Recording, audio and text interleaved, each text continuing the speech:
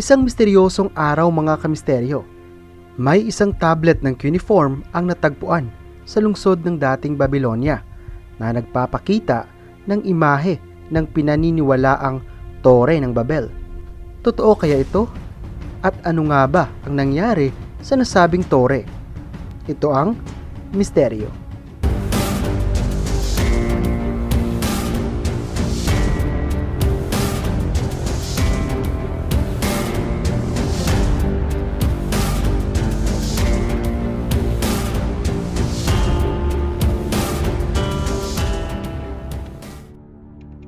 Ang salitang Babel ay isang saling salita mula sa wikang Hebreo. Sa Hebreo, ito ay nangangahulugang Babylonia o Tore ng Babylonia. Ayon naman kay Ike Perstorff, ang Babel ay katulad ng salitang Hebreo na balal. Ibig sabihin, pagkalito o bilbil. Ibig sabihin, upang lituhin na siyang parusa ng Diyos sa kwento ng Tore ng Babel sa Biblia. Inilarawan sa Genesis ang Tore ng Babel. Pagkatapos ng baha, inutusan ng Diyos ang sangkatauhan na magparami at punuin ang mundo. Ngunit nagdesisyon ang sangkatauhan na gawin ang salungat dito. Ang sabi nila, magtatayo sila ng isang lungsod na may toreng abot sa langit upang maging tanyag sila at hindi na magkawatak-watak sa daigdig. Nagdesisyon ng sangkatauhan na magtayo ng isang malaking syudad at manatili doon. Nagpasya din sila na magtayo ng isang higanting tore bilang simbolo ng kanilang kapangyarihan at upang gumawa ng pangalan para sa kanilang sarili. Ang toreng ito ay nakilala bilang Tore ng Babel sa loob ng lungsod ng Babylonia. Sa aklat ng Jubilee, ang nasabing tore ay nabanggit ng may taas na 2,484 na metro o 8,150 talampakan.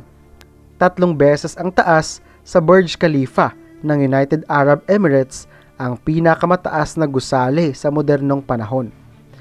Ang Third Apocalypse of Baruch naman ay sinasabing ito ay may taas na 211 metro o 675 talampakan.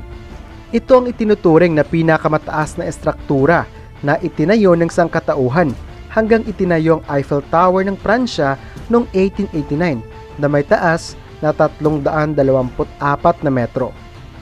Bilang tugon, ginulo ng Diyos ang wika ng sangkatauhan upang hindi nila magawang makipag-usap sa isa't isa. Ang resulta ay sumama ang mga tao sa iba na ang wika ay kapareho ng kanilang wika at kumalat sila at nanirahan sa iba't ibang panig ng mundo.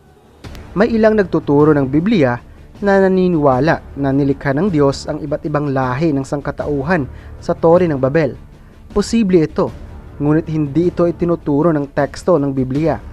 Tila mas kapanipaniwala ng iba't ibang lahi ay naroon na bago pa ang pagtatayo ng Tore ng Babel at ginulo ng Diyos ang kanilang wika base sa kani-kanilang lahi.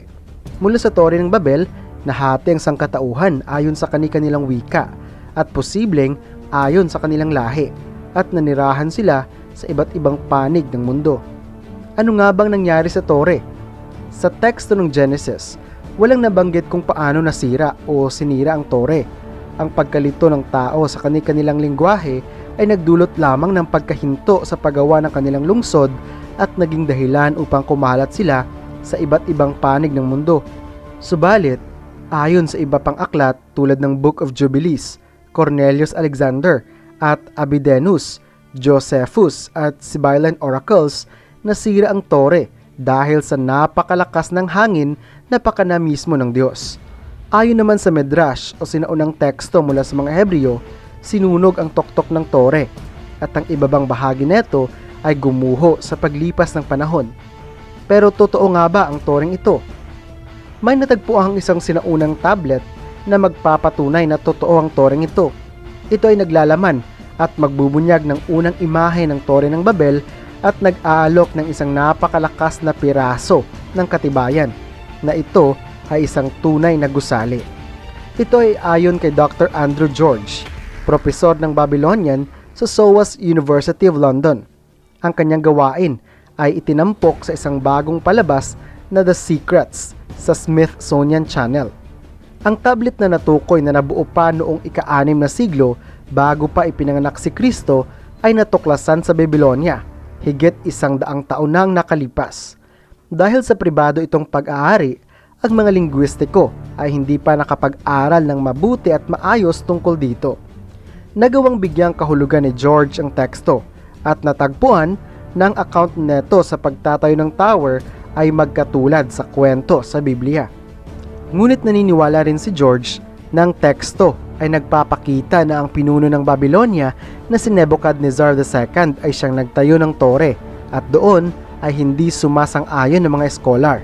Si Buddy Hodge, isang mananaliksik ng Answers in Genesis, ay nagsabi na sumasang-ayon siya at kinumpirma na ang tablet ay nabuo noong ika-6 na siglo bago pa ipinanganak si Kristo. Pero sa palagay niya ay nagkamali naman si George sa paniniwala na ipinapakita ng tablet na binuo ito ni Nebuchadnezzar. Ayon sa kanya, ang Tore ng Babel ay naitayo na bago pa si Nebuchadnezzar II. Ang nasabing tablet na pinag-aralan ni George ay naglalarawan ng isang katulad na imahe ng isang tore na may teksto na isinalin bilang Temple Tower in the City of Babylon. Ipinapakita nito ang figura ng isang tao na may suot na sombrero at may dalang isang mahabang tungkod sa tabi ng teksto. Kinilala ni George ang lalaki bilang si Haring Nebuchadnezzar II at sinabi ng mga inscription sa tablet na inatasan ng hari ang pagpapatayo ng tore. Subalit, naniniwala si Hodge na ang sinaunang hari ay maaaring nagbantay sa mga pagkumpuni sa tore, ngunit hindi ang pagtatayo nito. Ang Tore ng Babel ay matatagpuan sa loob ng maalamat na lungsod ng Babylonia. Sa kasalukuyang panahon, ito ay matatagpuan sa bansang Iraq kung saan matatagpuan pa rin ang pinaniniwalaang labi ng napakalaking estruktura. Bago tayo magtapos, shout out sa ating mga kamisteryo.